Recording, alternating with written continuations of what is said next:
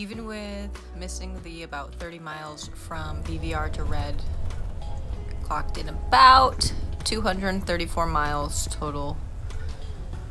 Probably was about to be about 270 with all of our stops and everything.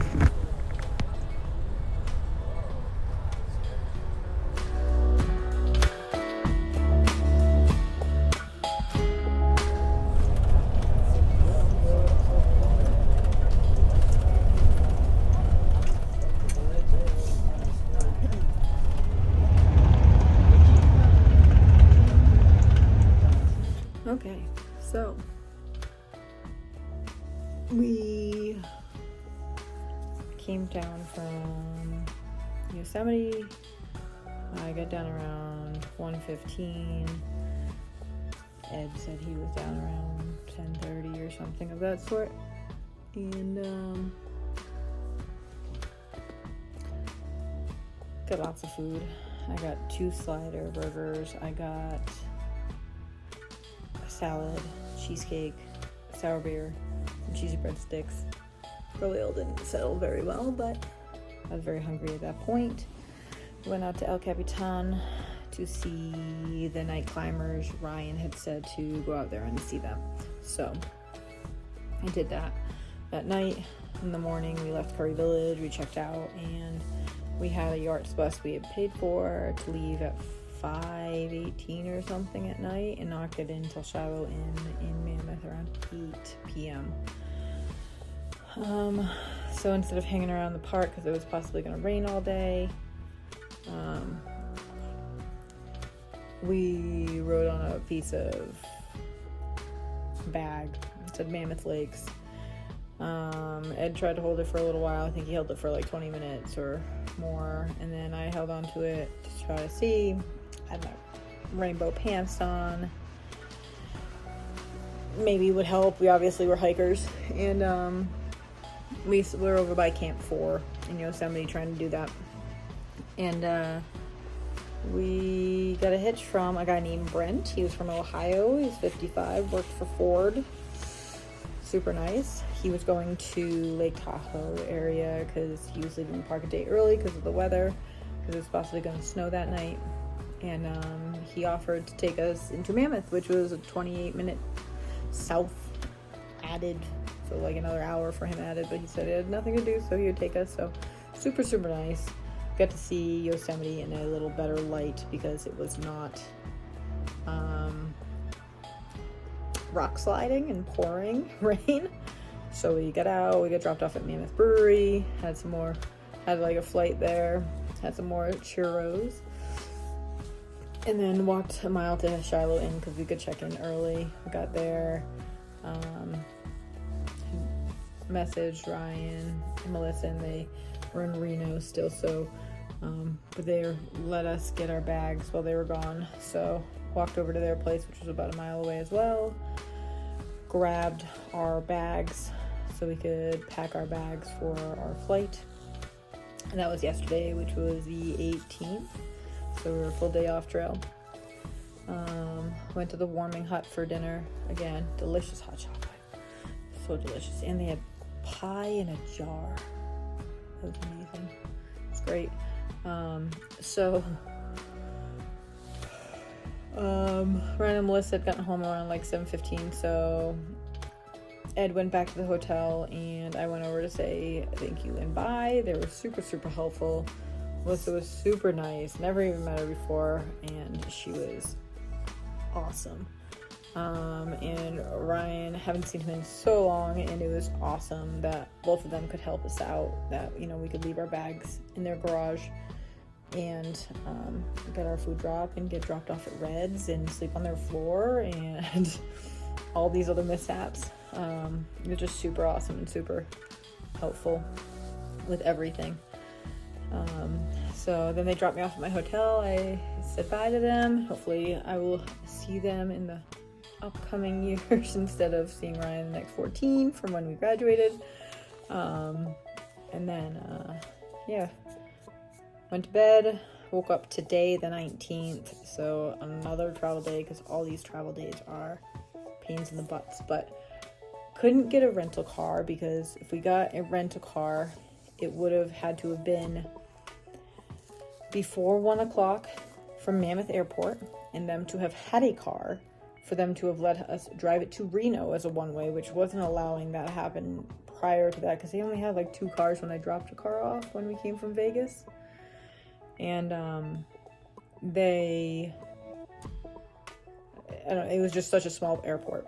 So, and if we wanted to get a car today, it would have been at 9 a.m. It wouldn't have made any sense to pay for a car to drive out here to then have to return it and then get another hotel room anyways. So we took the ESTA bus. It came at 8:20. It was in the Vaughn's parking lot, which is a grocery store. So it was on the street, but it was on the parking lot, like right inside, and there was Purple Line number 25 stop. It was the same stop. It showed up around like 8:30. We paid $46 each. Put our bags in the back, sat inside. There was seatbelts if you wanted them. There was a bunch of people. We actually saw 3 people that worked in Yosemite or lived down in Yosemite Valley. We saw them at VVR right when we were jumping during the storm. They had just rolled in. So they finished southbound, which is awesome. Cool to see that everybody we've seen like here and there. Because we had Kari Village, saw 2 people we saw at VVR too, who had said that they had taken a 0 at VVR the day we had jumped off because of the rain. And then due to the snow and the cold, they finished at Reds, but they had taken their car into Yosemite and moved their stay up so they can at least see around the area. And then they'd have a nice section left to do.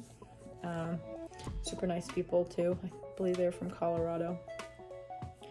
And but yeah, it's funny heading up to Half Dome, or heading down from Half Dome. I don't know if I had said this already. There was a guy that had saw us like a week and a half ago, and he was like, "I know your pants." I was wearing a Traverse pants. It's the rainbow pants I have. And he's like, "I talked about your pants at the water crossing, if you remember," which I did. There's like a few people said that they loved my pants, which is lovely. It's nice.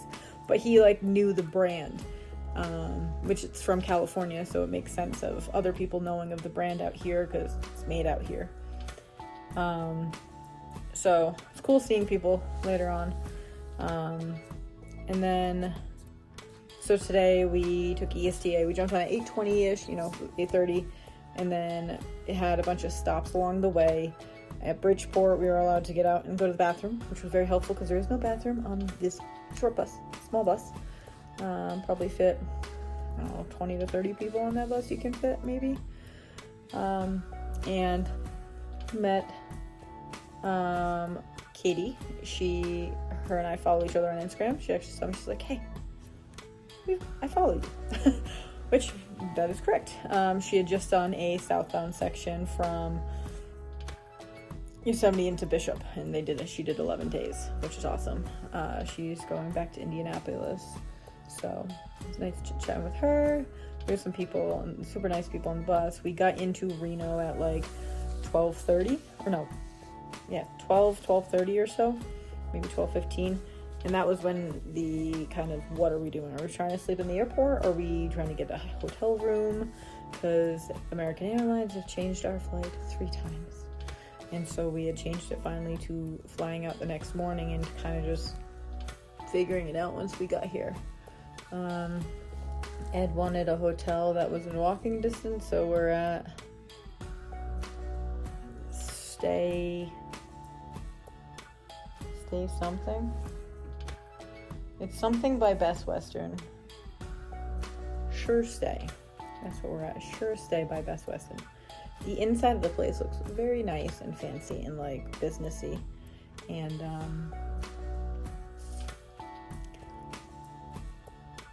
probably the worst room we've stayed in. Like, here's the room. Not terrible. Just probably the worst bed out of all of them. We stayed at a lot of hotels, AIM floors.